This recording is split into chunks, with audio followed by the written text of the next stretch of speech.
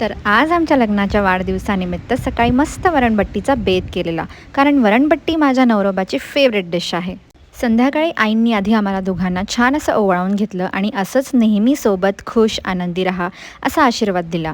युगने माझा favourite chocolate cake आणलेला, तो कट केला. मागच्या ॲनिव्हर्सरीला राधा माझ्या गर्भात होती आणि या ॲनिव्हर्सरीला ती 6 महिन्याची होऊन गेली.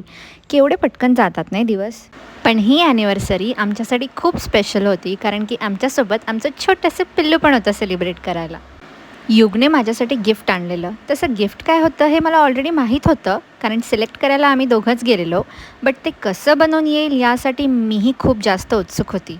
मी ओपन केलं आणि जशी डिझाईन हवी होती अगदी सेम तशीच बनवून भेटली. ते बघून मी खूप खुश होती. लग्नाच्या 4 वर्षानंतर पहिल्यांदाच मला एवढं मोठं गिफ्ट भेटलेलं, म्हणून मी खूप हॅप्पी होती. आणि माझा चेहऱ्यावरचा आनंद बघून युगही म्हणाला की तू खुश तर मीही खुश.